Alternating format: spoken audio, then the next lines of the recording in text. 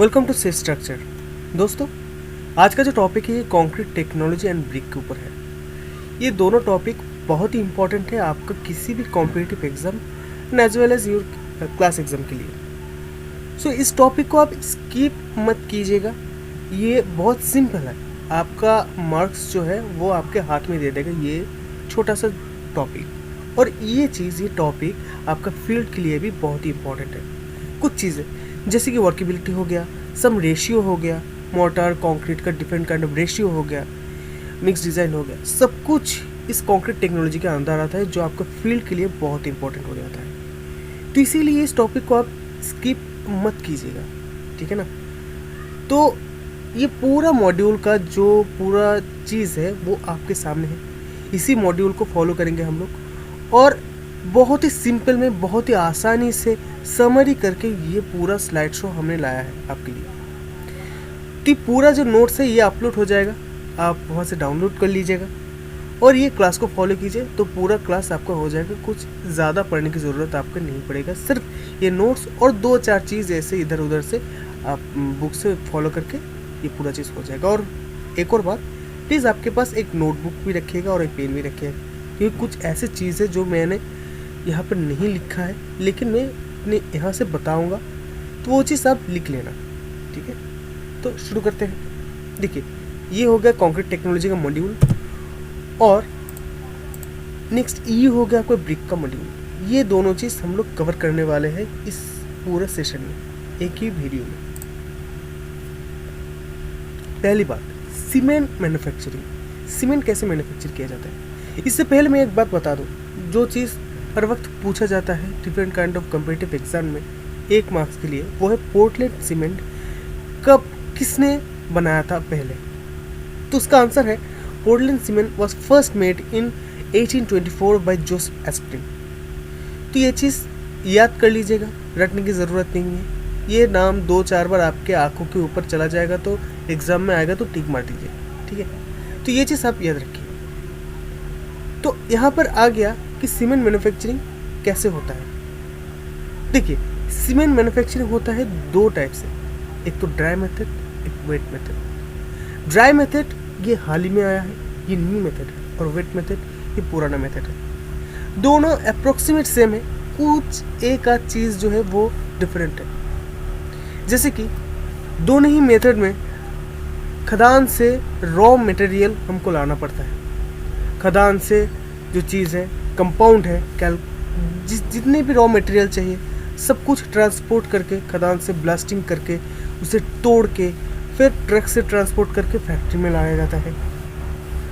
लाने के बाद यहाँ पर शुरू होता है दोनों डिफरेंट मेथड की, दोनों थोड़ा सा जो चेंजेस है वो प्रोसेस।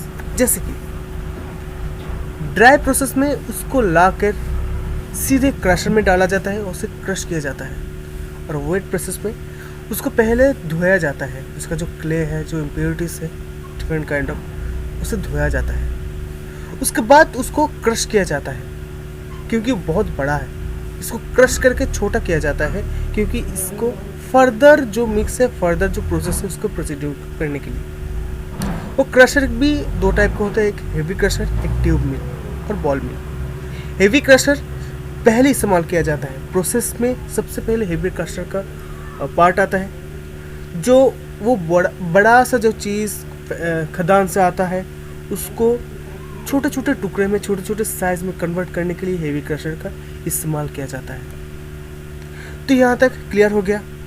लाया गया, क्रशर में डाला गया, ड्राई मेथड में, वेट मेथड में उसे धोकर क्रशर में डाला गया। इसके बाद आपके रिक्वायरमेंट के हिसाब से उस जो क्रशर से निकाला गया जो चीज़ है उसको, जो चीज़ है जैसे कि डिफरेंट काइंड ऑफ कंपोनेंट, जैसे आपका सिलिका हो गया, आयरन हो गया, अब किस हिसाब से सीमेंट बना रहे हो उस हिसाब से आप मिक्स करोगे, ठीक है। और ये जो चीज़ है इसको रॉ मिक्स बोलते हैं। ये रॉ मिक्स आपके हाथ में आ गया, फिर ये मिक्स करके आप क्या करोगे, इसको रोटरी किल्न में डालोगे। ये रोटरी किल्न क्या है? ये रोटरी किल्न, देखिए ये ऐसा चीज़ है रोटरी किल्न जहाँ पर डिफरेंट ऑफ सेगमेंट है। ये डिफरेंट सेगमेंट में डिफरेंट रिएक्शन और प्रोसेस होके जाता है पूरा जो आपका रॉ मटेरियल है वो। वो मिक्स हो। इसके बाद मैं बोलूँगा कि ये रोटरी किल्न का पूरा प्रोसेस कैसे होता है। तो पहली बात तो ये रोटरी किल्न होता क्या है ये आप लोग जान लीजिए। देखिए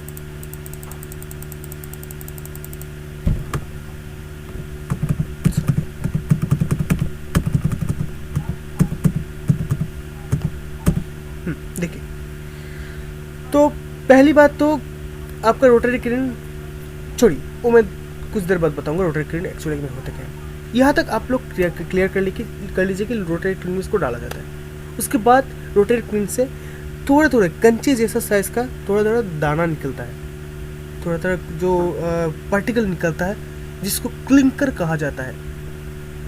वो जो बाहर में क्लिंकर निकलता है उसको इसके बाद जो ट्यूब मिल और बॉल मिल है उसमें डाला जाता है।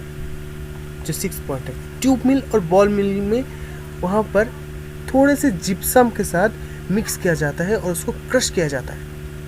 हालांकि ट्यूब मिल और बॉल मिल जो है, आप लोग कभी भी लॉस एंजलिस एपरेटस देखे हो तो वहाँ पर 2-4 चीज़ है, कुछ बॉल्स है लोहे का, आयरन का। उस बॉल के साइज़ का एक छोटा सा साइज़, एक बड़ा सा साइज़, वैसे ही कुछ बॉल वहाँ पर डाला जाता है उस क्लिंकर के साथ, और उससे लेके उसको क्रश किया जाता है। फिर एक सीमेंट निकलता है, वही सीमेंट हम लोगों को यूज़ करना है। तो पूरा प्रोसेस यही है, कुछ क्रिटिकल नहीं, बहुत ही सिंपल है, बहुत ही आसान है। एक सिंपल प्रोसेस से ये गुजरता है। हालांकि जो करने वाले हैं, जो ये प्रोसेस करते हैं, वहाँ पर डिफ़िकल्टी हो सकता है, लेकिन पढ़ने में ये बहुत ही आसान है। तो प्री हीटर पोस्ट हीटर के एक छोटा सा जो डिफरेंस मैंने दिखाने की कोशिश की है, ये देख लीजिएगा। तो देखिए रोटरी किल्न जो है ये बेसिकली ये ऐसे मैंने छोटा सा डायग्राम किया हुआ है इसका। तो ये डायग्राम में दिखाया गया है कि पहला जो सेगमेंट है, ये सेगमेंट है, ये वाला सेगमेंट, इसको कहते हैं ड्राई जोन और इवापोरेशन जोन। यहाँ पर क्या होता है, जो साइज है उसका, ये तो क्रशर से निकल के फिर भी ये बहुत बड़ा है, क्रशर से ये छोटा होता है लेकिन फिर भी बहुत बड़ा है। तो इसको साइज को रिड्यूस यहाँ पर किया जाता है और सारे जो मॉइस्चर है, मॉइस्चर को निकाला जाता है इस ड्राई जोन में। इसका टेम्परेचर है 800 से 1000 डिग्री सेल्सियस तक। हालांकि मॉइस्चर निकालने के लिए 100 डिग्री सेल्सियस का टेम्परेचर काफ़ी है, फिर भी 800 डिग्री सेल्सियस जो है इसका टेम्परेचर रखा जाता है यहाँ पर। इसके बाद आता है जोन 2, ये वाला जगह जिसको कहते हैं नोड्यूलर जोन। यहाँ पर कैल्शियम कार्बोनेट को कैल्शियम ऑक्साइड में कन्वर्ट किया जाता है, जो है लाइम। यही हम लोगों को चाहिए। और कार्बन डाइऑक्साइड को पूरी तरीके से, मतलब ज़्यादातर, I can say it more than 90%, इसको इवेपोरेट किया जाता है। ये एक गैस है। तो यही चीज़ जो कैल्शियम ऑक्साइड है, CaO, यही चीज़ फिर फर्दर रिएक्ट करके जो different kind of box compound create करते हैं जोन 3 पर, जिसको बर्निंग जोन में कहा जाता है। यही बॉक्स कंपाउंड हम लोगों का सीमेंट है। देखिए ये पूरा रिएक्शन है यहाँ पर, ये पूरा रिएक्शन से ये जोन 3 का पूरा रिएक्शन ये है। इसके मदद से यहाँ पर फर्दर जो काम है वो होता है। यहाँ तक आप लोगों को समझ में आ गया होगा। तो box compound, actually box compound होता क्या है? बॉक्स कंपाउंड बेसिकली जो ट्राई कैल्शियम एल्यूमिनेट जो C3A, टेट्रा कैल्शियम एल्यूमिनोफेराट जो C4A, try calcium silicate C3S और डाई कैल्शियम सिलिकेट C2S, ये चारों को बॉक्स कंपाउंड कहा जाता है। इसका परसेंटेज भी डिफरेंट होता है और सम टाइम इस बॉक्स कंपाउंड की परसेंटेज के हिसाब से भी सीमेंट का नामकरण होता है। अब क्लासिफिकेशन ऑफ सीमेंट जब पढ़ोगे तब देख पाओगे कि कुछ चीज़ में C3S ज़्यादा होता है, कुछ सीमेंट में C2S ज़्यादा होता है, कुछ में एल्युमिनियम ज़्यादा होता है। उस हिसाब से उसका काम भी अलग होता है, उसका नाम भी अलग होता है। तो एक और इंटरेस्टिंग चीज़ मैं बता दूं कि मैक्सिमम हीट ऑफ हाइड्रेशन जो होता है वो C3S की वजह से होता है। क्यों? क्योंकि आप फर्दर जो देखोगे कि C3S का काम मैक्सिमम होता है, इसीलिए C3S का हीट ऑफ हाइड्रेशन मैक्सिमम होता है। यहाँ पर एक स्लाइड है, इस स्लाइड में एक चार्ट बनाया हुआ है देखिए 0 डे से 1 ईयर तक पूरा जो स्ट्रेंथ पकड़ने का जो सिलसिला है वो कैसे पकड़ते हैं, कौन इसके लिए जिम्मेदार है, इस पूरे चीज़ के लिए ये जो चार्ट है ये बनाया गया है। देखिए 0 से 1 डे स्ट्रेंथ होता है 10 to 15%। तो मेन जो रिस्पॉन्सिबल है इसका वो है C3A जो मैक्सिमम रिस्पॉन्सिबल है, और उसके साथ C4AF इसका काम लगभग यहीं पर ख़त्म हो गया। देखिए C3A जो मैक्सिमम नंबर पर होता है, C4AF इसका काम लगभग यहीं पर ख़त्म। फिर उसके बाद 1 डे से 3 डे ये जो पूरा प्रोसेस है इसका, इस प्रोसेस में 40 to 50% स्ट्रेंथ तो पकड़ लेता है। और यहाँ पर जो मेन रिएक्टर है जिसकी वजह से ये स्ट्रेंथ आता है वो है C3S। ठीक है, अब देखिए कि 3 दिन से 7 दिन तक जो है 60 to 70% पकड़ लिया, वहाँ पर भी C3S। Then 7 to 14 day it's again C3S and strength is 80%, और 14 to 28% ऑलमोस्ट स्ट्रेंथ पकड़ लिया, और यहाँ से काम शुरू होता है C2S का। C2S यहाँ पर प्रोमिनेंट रोल निभाता है और C3S का रोल यहीं पर ख़त्म होता है, और इसके बाद C2S ही है जो स्ट्रेंथ लेते रहेगा। इसके बाद जो रिएक्शन है वो C2S करेगा। C2S केमिकल रिएक्शन बहुत ही स्लो है, ठीक है, ये स्लो है इसीलिए ये हीट ऑफ हाइड्रेशन भी कम है, रिएक्शन स्लो है, और क्रैक भी कम दिखाता है। ठीक है ना, तो C2S बहुत ही इंपॉर्टेंट ये चीज़ है। तो कंट्रीब्यूशन ऑफ बॉक्स कंपाउंड, तो कौन सा कंपाउंड कितना कंट्रीब्यूट करता है इसका ये स्लाइड है। ठीक है, तो देखिए ट्राइकैल्शियम सिलिकेट, जो ट्राइकैल्शियम सिलिकेट है as you can see C3S है, तो ये बहुत ही रिएक्शन में पार्टिसिपेट करता है, बहुत ही ज़्यादा। तो एज यूजुअल इसका हीट ऑफ हाइड्रेशन सबसे ज़्यादा होगा, C2S से भी ज़्यादा। ठीक है ना, और responsible for early strength, yes 1 day के बाद जो स्ट्रेंथ है वो यही तो लेके आता है C3S, और maximum contribution strength obviously contribute till 28 day, maximum in 14 day. देखिए 28 डे तक ये कंट्रीब्यूट कर रहा है यहाँ पर, और मैक्सिमम 14 डे तक ये मैक्सिमम सिर्फ अकेला कंट्रीब्यूट कर रहा है। देखिए ना, उसके बाद हो गया die calcium silicate. Die calcium silicate जो है C2S, इसका स्ट्रेंथ पकड़ने का जो टाइम है ये बहुत स्लो है, ये लंबे समय तक ये स्ट्रेंथ पकड़ेगा, लेकिन इसका प्रोसेस थोड़ा धीमा है। ठीक है, तो ये धीमा है लेकिन ये कोई क्रैक आने नहीं देगा। इसका जो प्रोसेस है, इसके प्रोसेस में, इसके केमिकल रिएक्शन में कोई क्रैक नहीं आता। तो अगर हाई मात्रा में, बहुत ही ज़्यादा मात्रा में C2S डालोगे तो क्रैक कम आएगा, लेकिन सेटिंग स्लो होगा। ठीक है, तो इसके बाद ट्राइकैल्शियम एल्यूमिनेट। ट्राइकैल्शियम एल्यूमिनेट, तो जैसे कि हमने देखा कि पहले दिन में ही ट्राइकैल्शियम एल्यूमिनेट और C4AF ये दोनों मिलके रिएक्ट करता है, और रिएक्ट करके आप लोगों को ये 10 से 15% का स्ट्रेंथ दे देता है। ठीक है ना, तो इससे आप लोगों को सिंपली ये बात पता चल गया होगा कि फर्स्ट सेटिंग के लिए सिर्फ और सिर्फ C3A और C4AF ही जिम्मेदार है। ठीक है, तो ये रिएक्शन बहुत ही स्पीड में करता है, फास्ट सेटिंग करता है, तो ऑब्वियस सी बात है हीट ऑफ हाइड्रेशन बहुत है इसका, और जैसे कि रिएक्शन बहुत ही फास्ट होता है तो क्रैक आने का चांस भी बहुत ज़्यादा रहता है अगर ये ज़्यादा मात्रा में हो गया, और ये भी बहुत अनस्टेबल कंपोनेंट है। सीधी सी बात है ना, अगर कोई भी केमिकल रिएक्शन बहुत ज़्यादा करेगा, बहुत फास्ट करेगा, इसका मतलब क्या है, वो अनस्टेबल है, इसलिए रिएक्ट कर रहा है बहुत जल्दी से।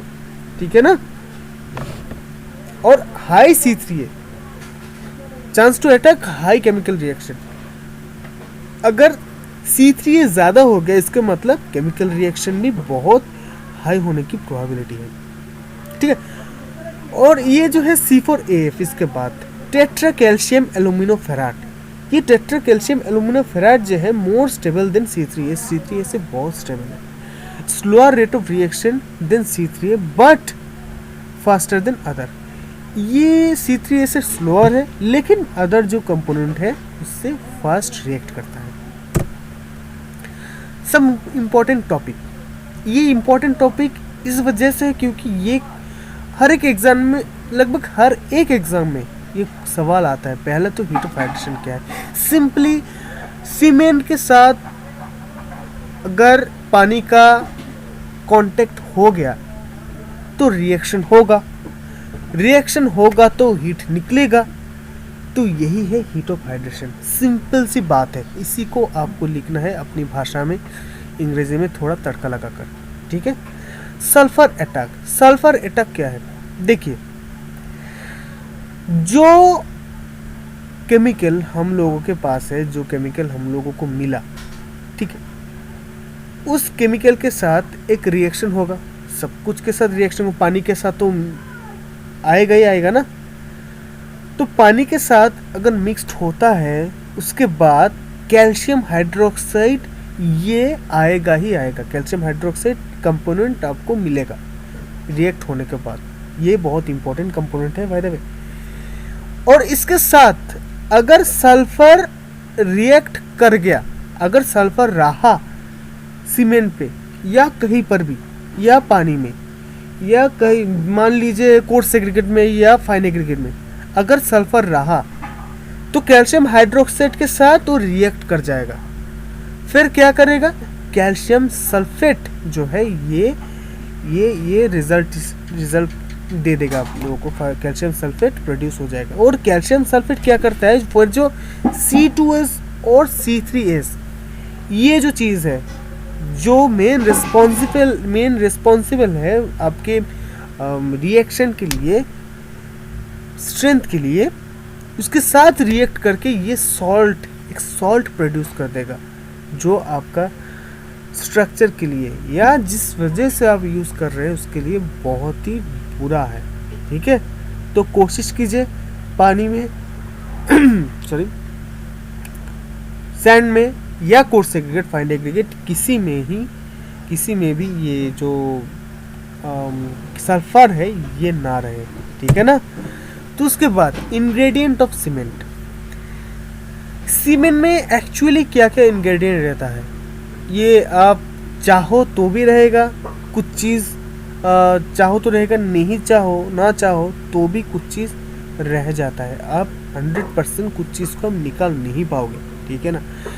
तो मेन जो हमारा मोटो है वो लाइम, तो लाइम 62% रहता है लगभग, लाइम 62%।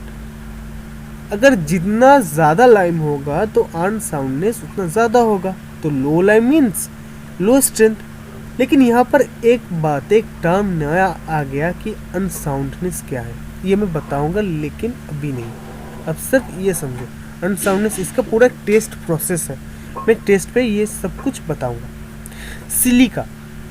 सिलिका क्या है? सिलिका 22% रहता है, क्विक सेटिंग को रेजिस्ट करता है। Aluminium oxide Al2O3 quick setting, ये क्विक सेटिंग करवाता है। कैल्शियम सल्फेट डिले सेटिंग को थोड़ा धीमा करता है। Fe2O3 responsible for strength, hardness and colour. Most important, colour के लिए कौन रिस्पॉन्सिबल है क्वेश्चन आ सकता है, वो Fe2O3 ही है, फेरस यही है, ठीक है ना। तो MgO 2% लगभग रहता है, तो ये स्ट्रेंथ एंड हार्डनेस प्रोवाइड करता है। और ज़्यादा अगर MgO होगा मैग्नीशियम ऑक्साइड तो मोर अनसाउंडनेस प्रोड्यूस करता है, ठीक है ना। तो सल्फर का लो अमाउंट लगभग 1% के करीब रहता है तो ठीक है, लेकिन ज़्यादा अगर सल्फर रहेगा तो ठीक नहीं है वो, ठीक है ना। तो सल्फर अटैक जो हमने पढ़ा था उसमें आ जाएगा फिर वो। तो थोड़ा बहुत ये रहता है जो हम लोग रीड ऑफ भी नहीं कर पाते। एल्कालीज, देखिए ये एल्कालीज जो है इसको हम 100% नहीं निकाल पाते यहाँ से, तो ये जितना कम रहेगा उतना ही अच्छा सीमेंट के लिए। टाइप ऑफ सीमेंट, देखिए टाइप ऑफ सीमेंट बहुत तरह का सीमेंट है बेसिकली।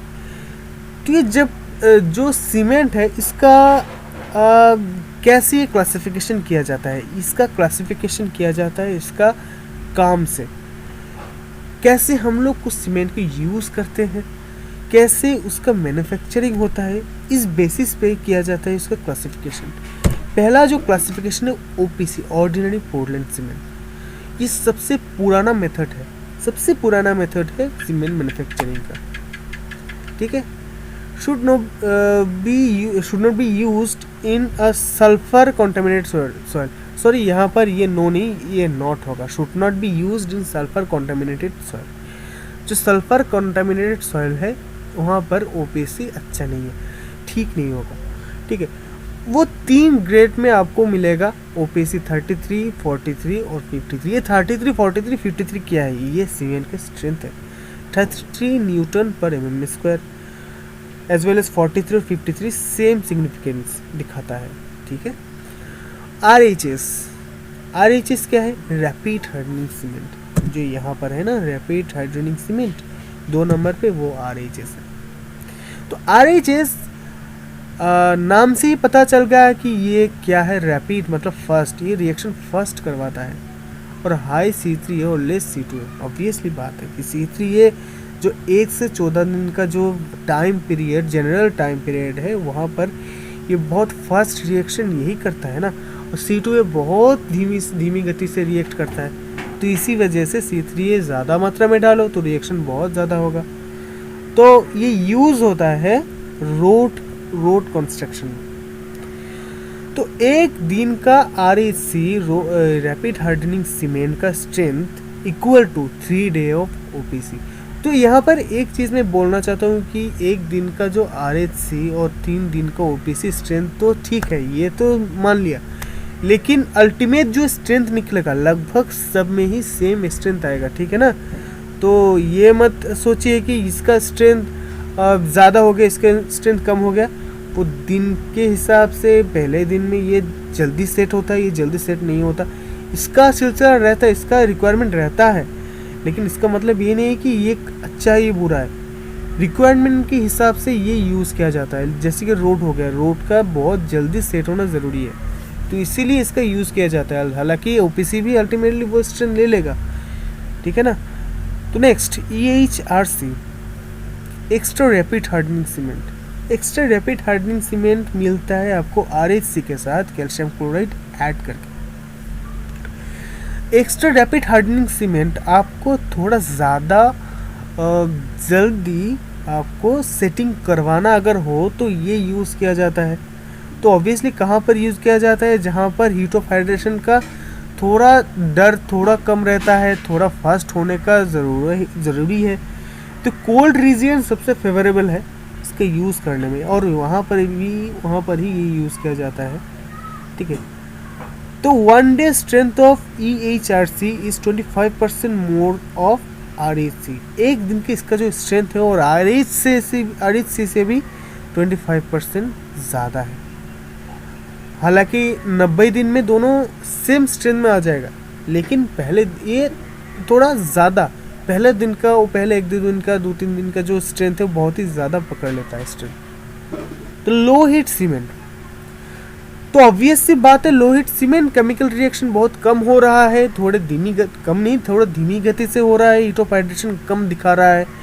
इसका कंडीशन कौन सा होगा, ऑब्वियस सी बात है C2A का परसेंटेज बढ़ा दीजिए। जो C2A थोड़ा धीमी गति से रिएक्ट करता है और लॉन्ग टाइम में करता है, तो C2A बढ़ा दीजिए और C3A घटा दीजिए, तो लो हीट सीमेंट होगा। कहाँ पर यूज़ होता है, रिटेनिंग वॉल पे, डैम पे, मैसिव स्ट्रक्चर जो है वो लो हीट सीमेंट यूज़ किया जाता है। नेक्स्ट ब्लास्ट फर्नेस सीमेंट और blast furnace slag cement consist of cement clinker के साथ ब्लास्ट फर्नेस 25 to 60% डाल के इसका ये बनाया जाता है इस टाइप का सीमेंट।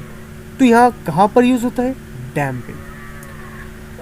तो पोर्टलैंड पोज़ोलाना सीमेंट कैसे बनाया जाता है, फ्लाई ऐश थर्मल जो प्लांट है वहाँ पे जो वेस्ट है, ये इस टाइप का सीमेंट अच्छा इसलिए है कि इसका जो वेस्ट जो चीज़ है थर्मल प्लांट को, वो वेस्ट को वेस्ट नहीं किया जाता, उसको फिर यूज़ किया जाता है इस सीमेंट मैन्युफैक्चरिंग में।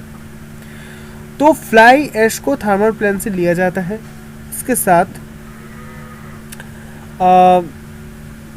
जो CaOH2 ये रिएक्ट करके, मतलब फ्लाई ऐश के साथ ये जो CaOH2 है ये रिएक्ट करके आपका C2H2H3 ये बनता है, जो CaC जेल कहता है इसे, ठीक है। ये एक बाइंडिंग प्रॉपर्टी शो करता है ये चीज़, ठीक है। इसका एडवांटेज ये है कि सल्फर अटैक जो मैंने बताया था उसको रेजिस्ट करता है ये, ठीक है। तो लेस हीट ऑफ हाइड्रेशन बहुत ही कम शो करता है, but same strength of OPC की ही तरह स्ट्रेंथ ही शो करता है। इसका यूज़ कहाँ पर होगा? सल्फर अटैक का चांस हाई रहता है, मेरीन जो कंस्ट्रक्शन में सल्फर के अटैक का चांस रहता है, जो पानी में होता है, जो किसी पर भी सल्फर कंटामिनेटेड एरिया जो होता है वहाँ पर, तो मेरीन स्ट्रक्चर में इसका यूज़ होता है। तो एसिड रेजिस्टिंग सीमेंट जो है वो क्वार्ट्ज Na2SiF6 सोडियम और सोडियम सिलिकेट सोल्यूशन जो है ये एक्स्ट्रा ऐड करके ये बनाया जाता है। ये ऑब्वियसली नाम से पता चल रहा है कि कैसा इसका यूज़ है, एसिड को रेजिस्ट करता है। इसके बाद आ गया सल्फर रेजिस्टिंग सीमेंट, ठीक है। तो रिड्यूस C3A एंड C4AF, ठीक है ना। C3A और C4AF को अगर रिड्यूस कर दो तो सल्फर को रेजिस्ट करता है। तो क्योंकि यही सबसे ज़्यादा C3A जो है, C3A तो सबसे जल्दी, मतलब बहुत ही फास्ट रिएक्ट करता है, पहले दिन में ही इतना स्ट्रेंथ देता है और पहले दिन से ही रिएक्ट करके बस वो ख़त्म। तो इसका परसेंटेज जो है घटा दो तो रिएक्शन का जो रेट है वो घट जाएगा, तो सल्फर से जो खतरा जो है तो थोड़ा सा टल जाएगा। तो C3A C4AF तो कहाँ पर यूज़ होगा? ऑब्वियसली सल्फर रेजिस्ट कहाँ पर होता है? मरीन स्ट्रक्चर में, जो स्वेज सिस्टम है, ड्रेनेज सिस्टम में, वहाँ पर जो सॉइलिंग होता है, जो नीचे बेड होता है PCC में, वहाँ पर जो PCC बेड है उसमें यूज़ होता है, ठीक है। तो कलर्ड सीमेंट ये स्पेशल टाइप का एक सीमेंट है, जो आप लोगों को कुछ फैंसी सी चीज़ बनानी हो तो इस टाइप का सीमेंट यूज़ होता है।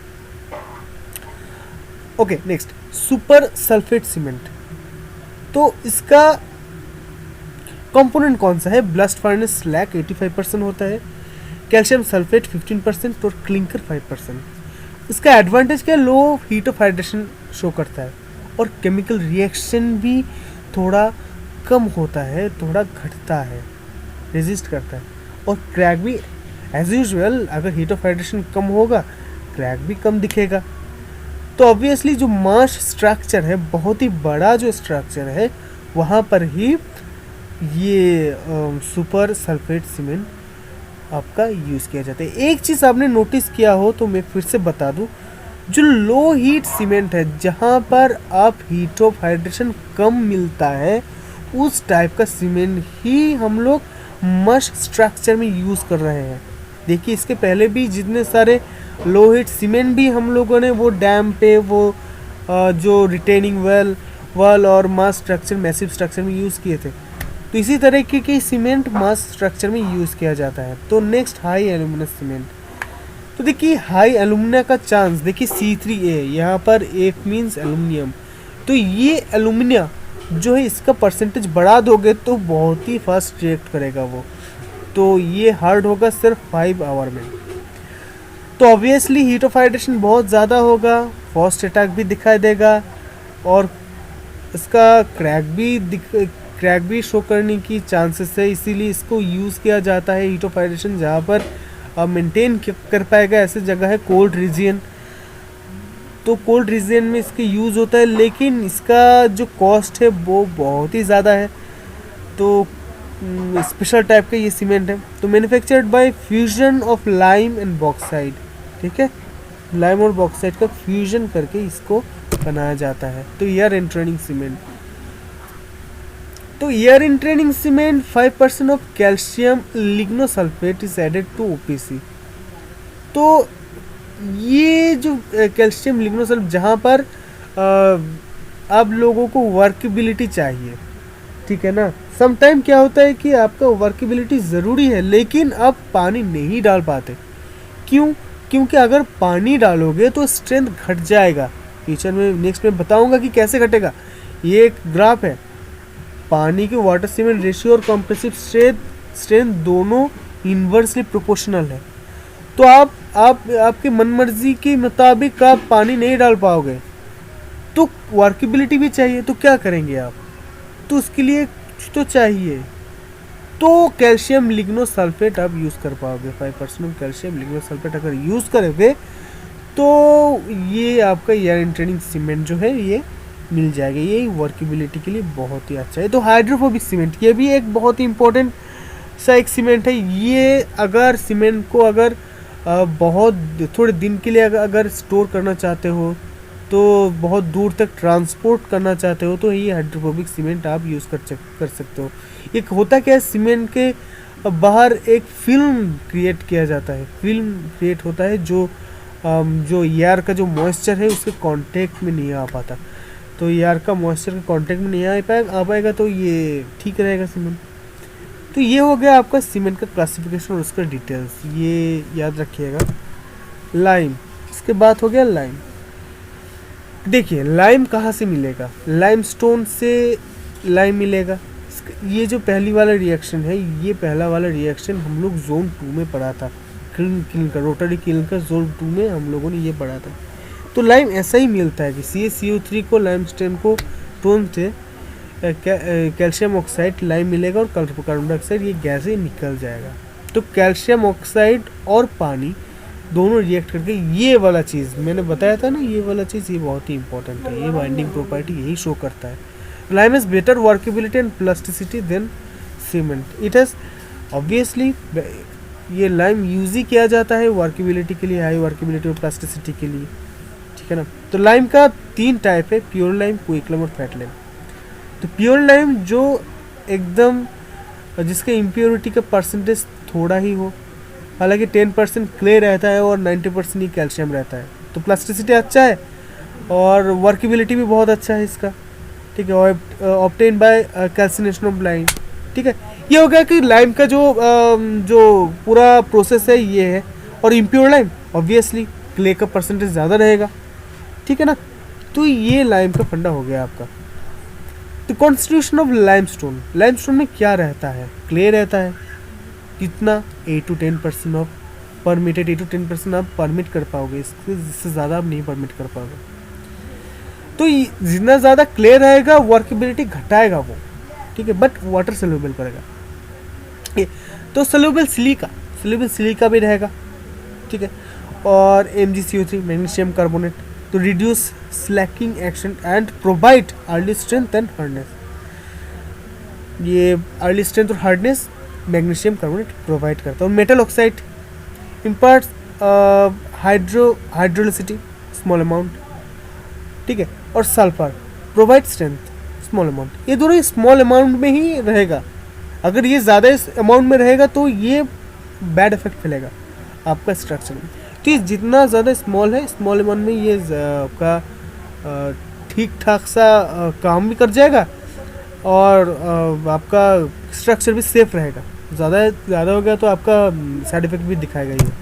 तो मोटर क्या है? मोटर है लाइम, सैंड और वाटर, ये तीनों का मिक्सड अप है मोटर।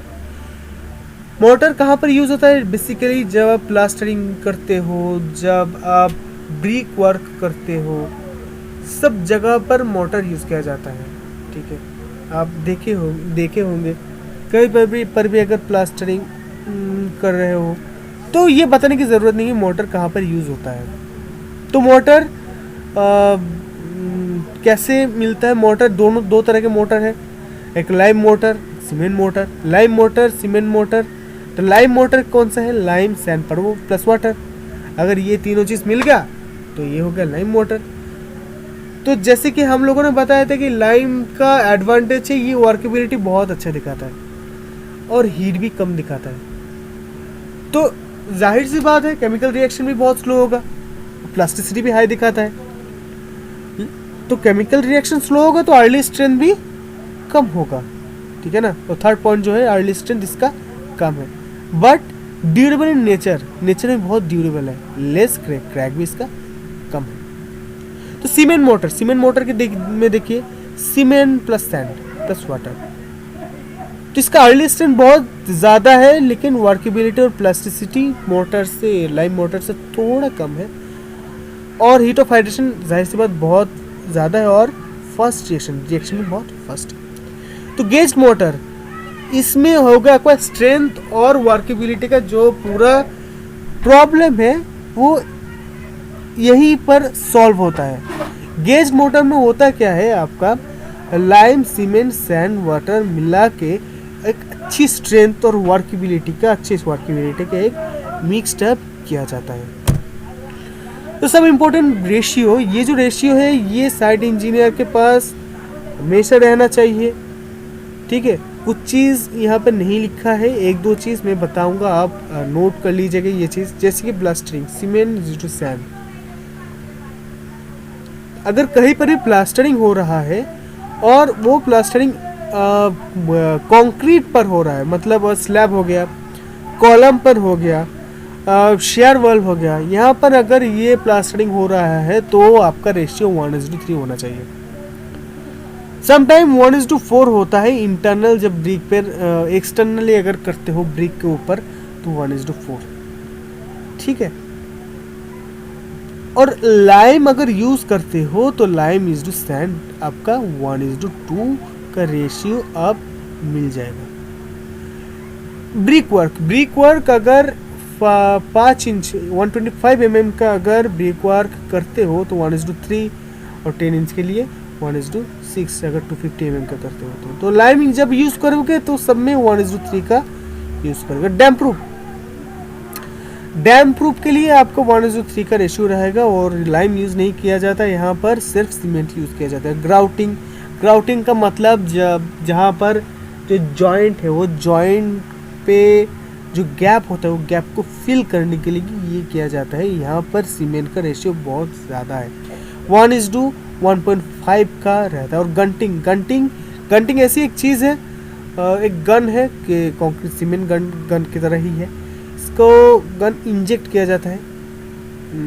आप देखोगे, आप अगर यूट्यूब पे सर्च करोगे ये गंटिंग के देखोगे, एक वीडियो देखोगे तो आपको पता चल जाएगा। उसका रेशियो जो है 1:3 का इसका रेशियो है, तो ये ख्याल रखिएगा। तो नेक्स्ट सम पॉइंट, सुर्की क्या है, डस्ट ब्रिक। अगर कोई पूछे तो सुर्की क्या है तो ये बताएगा। तो क्विक लाइम प्लस सुर्की क्या बनता है, इम्प्योर लाइम, जो आर्टिफिशियल हाइड्रोलिक लाइम कहता है वो यही है। स्पेशल टाइप ऑफ मोटर, देखिए ये स्पेशल टाइप ऑफ मोटर बहुत ही इंटरेस्टिंग सा चीज़ है, और इसके ऊपर बहुत ही रिसर्च चल रहा है अभी। साउथ इंडिया में सम प्लेसेस में ये देखा गया है कि बहुत सी जगह पर, साउथ इंडिया में क्यों कह रहा हूँ, बहुत सी जगह पर ये देखा गया है कि कोकोनट का जो शेल है ना ऊपर, तो जो कोकोनट के ऊपर का शेल है उसको डस्ट करके कोर्स से फाइन एग्रीगेट का जो पोर्शन है उसको फिल किया गया है। मतलब सैंड को रिप्लेस करके ये shell, dust powder, wood resin ये यूज़ किया जाता है। इसकी वजह से क्या होता है, बिल्डिंग जो ग्रीन होता है वो हरा ग्रीन नहीं, ये ग्रीन का मतलब है अंदर टेम्परेचर कम रहता है, वेट भी लाइट होता है, और समटाइम साउंड प्रूफ भी होता है। ये बहुत सारा चीज़ है, बहुत सारा इसके ऊपर रिसर्च भी चल रहा है, बहुत सारा रिसर्च चल रहा है। ये जो सम स्पेशल टाइप का जो मोटर है ना, ये बहुत बड़ा चीज़ है। हम लोगों के लेवल पे ये some special type of mortar एक छोटा सा पॉइंट है, लेकिन इसके ऊपर रिसर्च चल रहा है अभी। तो fire resisting system, completely fire resisting system के लिए आपको एल्युमिनियम सीमेंट, सुर्की और वाटर मिला, एल्युमिनियम सीमेंट, सुर्की और वाटर मिक्स करके ये जो चीज़ है ये बनाया जाता है। तो देखिए नेक्स्ट कंक्रीट एक बहुत बड़ा चीज़ है, मतलब कंक्रीट का पूरा सीरीज चल पाएगा। तो बेसिकली कंक्रीट का एक पार्ट, बहुत बड़ा एक पार्ट आरसीसी में आरसीसी के अंदर जाता है। तो मैं जब आरसीसी के एक वीडियो निकालूंगा तो आरसीसी में ये और भी डिटेल में मैं बात करूंगा कि कंक्रीट में एक्चुअली कैरेक्टरिस्टिक स्ट्रेंथ, ये सब चीज़ कैसे कैलकुलेट किया जाता है, कैसी पूरा स्ट्रेंथ का, पूरा कंक्रीट का स्ट्रेंथ का पूरा सिस्टम चलता है, ये वहाँ पर मैं बताऊंगा। देखिए कंक्रीट पे 4 चीज़ बहुत ही इंपॉर्टेंट है। पहले बात तो cement, fine aggregate, coarse aggregate और वाटर। तो ये 4 चीज़ मिला के बनता है कंक्रीट। और जनरल सा जो मिक्स है वो दिया हुआ है, देखिए। तो यूनिट वेट भी 25 और for RCC and 23-24 for PCC. यहाँ पर एक बात मैं बताऊंगा, ज़रूर बताना चाहिए, ये M15 तक 1:2:4 पीसीसी के लिए यूज़ होता है, ठीक है। मैं यहाँ पर इतना तक मेरा कोई प्रॉब्लम नहीं है। लेकिन M20, M25 यहाँ पर से, M20 और M25 यहाँ पर से एक प्रॉब्लम आ जाता है। कौन सा प्रॉब्लम? अगर कोई भी मिक्स डिज़ाइन का कोड अगर ओपन करोगे तो डिफरेंट प्लेसेस के लिए, different size of coarse aggregate के लिए, डिफरेंट रीजन ऑफ प्लेसेस के लिए जहाँ पे सैंड जो है उसका डिफरेंट टाइप ऑफ कोफिशिएंट है, मिक्स डिज़ाइन करोगे तो आपको पता चलेगा। तो उस हिसाब से एक रेशियो निकलता है, जिस रेशियो को M20 या 20 न्यूटन पर mm स्क्वायर हम लोग बोल पाएंगे, हाँ ये 20 न्यूटन पर mm स्क्वायर का स्ट्रेंथ दिखाएगा। सेम एज M25 सेम, और उससे ज़्यादा अगर होगा तो आपको मिक्स डिज़ाइन करना ही पड़ेगा, वो तो छोड़िए। लेकिन मैं आपको रिकमेंड करूँगा, अगर आप एक सिविल इंजीनियर हो और साइड इंजीनियर भी हो, साइड में आप रहते हो और बहुत बड़ा एक प्रोजेक्ट है, बहुत हाईराइज बिल्डिंग है, M20 M25 का मिक्स है, तो ये रेशियोज ना डालें। अब मिक्स डिज़ाइन कीजिए, मिक्स डिज़ाइन करके ये चीज़ आप पूरा रेशियो निकाल के ये रेशियो आप डालने की कोशिश कीजिए, ठीक है ना। ये बहुत ही इंपॉर्टेंट है। और हालांकि मिक्स डिज़ाइन पे मैंने एक एक्सेल शीट भी बनाया है, वो एक्सेल शीट में समझाने के लिए एक छोटा सा 5 मिनट का एक वीडियो बना के मैं दे दूँगा। रिकमेंडेशन ऑफ मिक्स, देखिए मिक्स के लिए जो रिकमेंडेशन है वो रिकमेंडेशन क्या है कंक्रीट में, वॉइड जितना कम हो उतना ही अच्छा। हालांकि 100% वॉइड आप नहीं निकाल पाओगे, ठीक है। 0% वॉइड कभी आप अचीव नहीं कर पाओगे, ठीक है ना। तो नेक्स्ट एग्रीगेट साइज, ये एग्रीगेट साइज फॉर आरसीसी, ज़्यादातर आरसीसी स्ट्रक्चर ही होता है तो कंक्रीट में, तो आरसीसी वर्क में 20 mm से ज़्यादा आप कोर्स एग्रीगेट का साइज आप ना लेने की कोशिश कीजिए। और फाउंडेशन के लिए 40 mm मैक्सिमम, ये आप ख्याल रखिए। तो नॉन रेनफोर्स्ड वर्क जैसे कि पीसीसी में अब समटाइम 40-75 तक आप जा सकते हैं। और for shell roof thin member maximum size 10 mm। जैसे कि बता रहे थे हम लोग जब कुछ देर पहले, वो पानी के बारे में आ गया था कि कितना परसेंटेज ऑफ वाटर आप डाल पाओगे। देखिए वाटर सीमेंट रेशियो ये बहुत ही कैलकुलेटेड होता है। अब्राम्स लॉ यही हम लोगों को इंडिकेट करता है कि वाटर सीमेंट रेशियो एक्चुअली में कैसे काम करता है। देखिए water cement ratio compressive strength के साथ इन्वर्सली प्रोपोर्शनल है। अगर ये इन्वर्सली प्रोपोर्शनल हो गया तो आप खुद के मर्जी से जितना ज़्यादा हो सके पानी नहीं डाल पाओगे। अगर आपको वर्केबिलिटी चाहिए आप एडमिक्सचर ऐड कीजिए, लेकिन आप खुद से ज़्यादा पानी नहीं डाल पाओगे, ठीक है ना। ये रॉन्ग प्रैक्टिस है। अगर कोई भी इंजीनियर्स के सामने ये काम हो रहा है तो वो इंजीनियर भी ये रॉन्ग प्रैक्टिस कर रहा है कि आप खुद से पानी डाल रहे हो। आप एक इंजीनियर हो भाई, आप रेजिस्ट करो। या लेबर में थोड़ा बोल रहा है कि भाई ये पानी डाल दो, काम करने की कोई दिक्कत हो रही है, आप एक इंजीनियर हो, समझाओ उसे कि ये एक रेशियो के ज़्यादा पानी नहीं डाल पाओगे। अगर प्रॉब्लम हो रहा है तो कंपनी को या आपको क्लाइंट से कह के एडमिक्सचर डालो, एडमिक्सचर डाल के उसका वर्केबिलिटी बढ़ाओ। लेकिन पानी वाटर सीमेंट के साथ ये थोड़ा देख के डालिए, मैं ये बताऊंगा, कोड फॉलो कीजिए।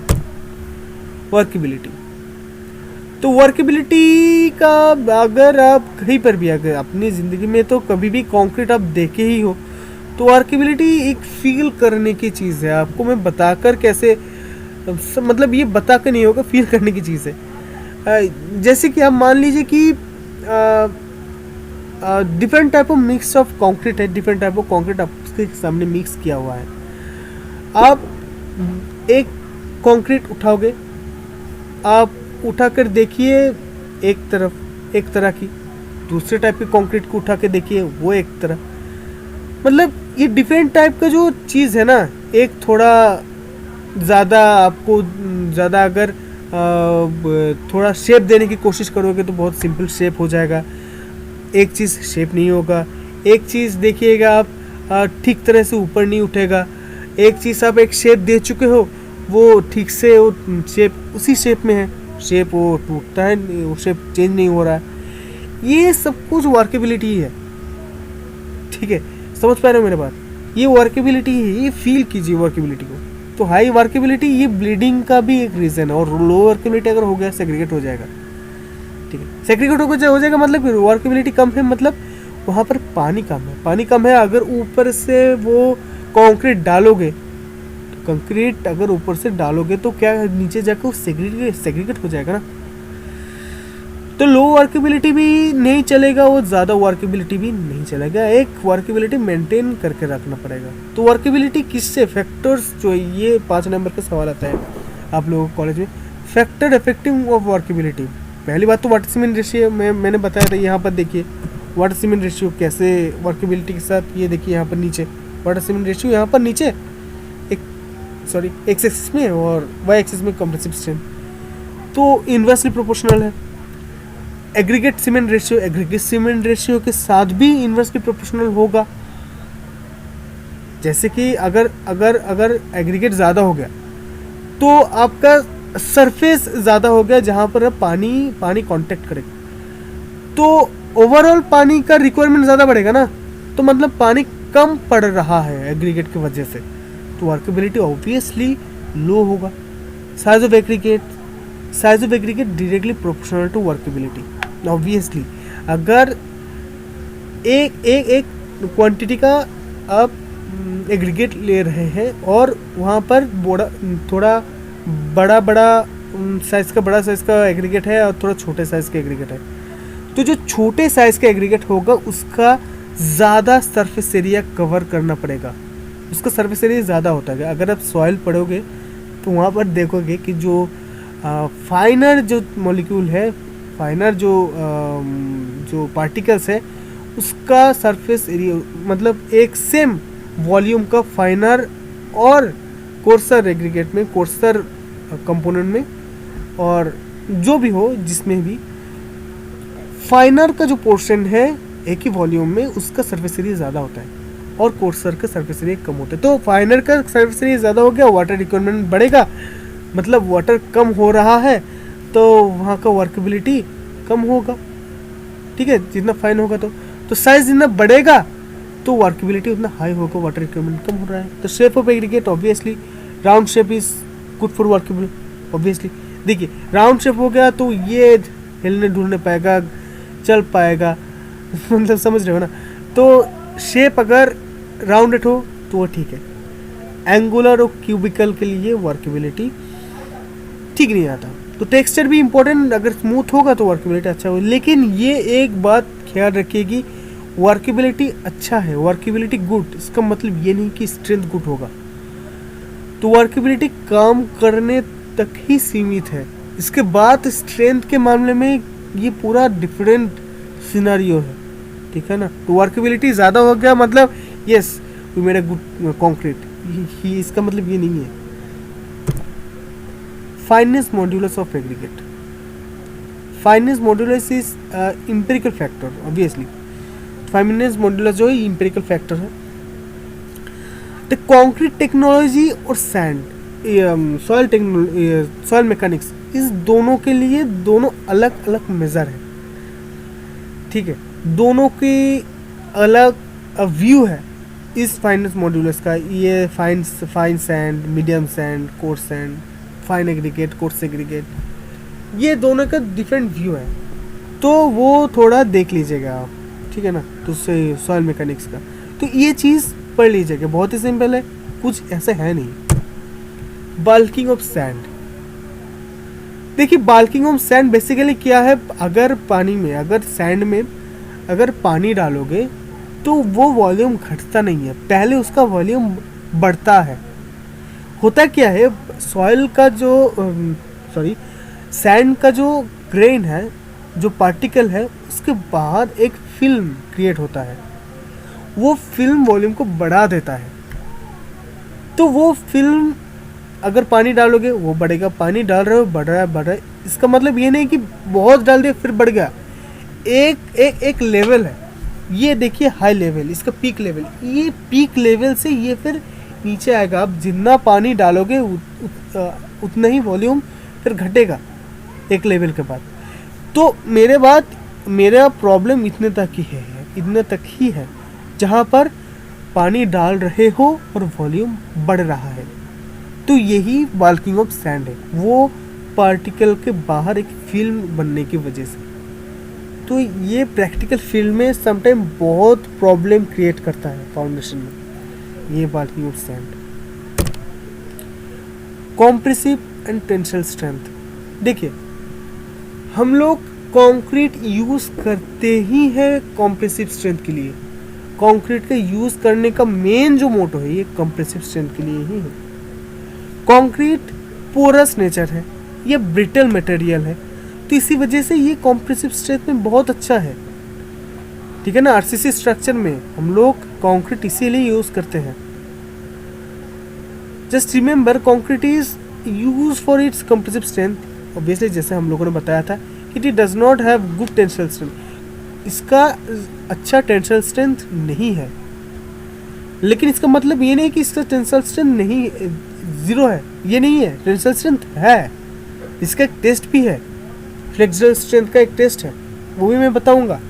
ये पोस्ट ग्रेजुएशन में किया जाता है। आप लोग अगर पोस्ट ग्रेजुएशन कर रहे हो या करने वाले हो फ्यूचर में तो करिएगा, देखिएगा।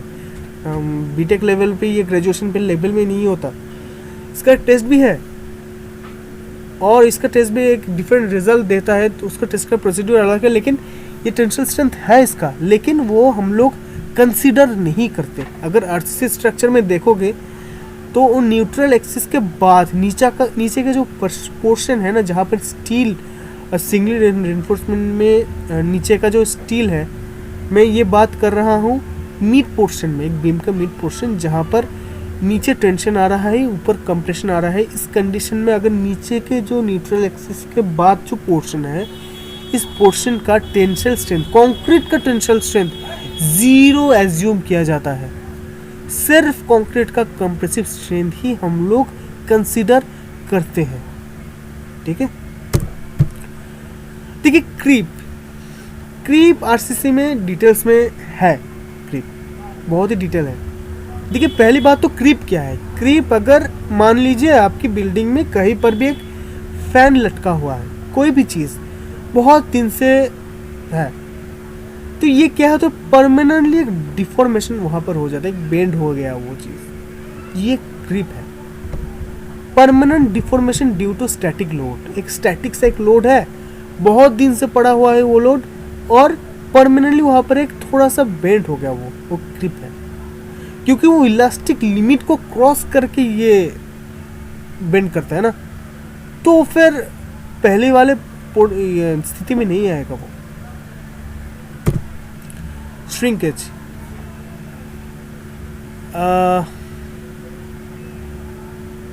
देखिए टाइप,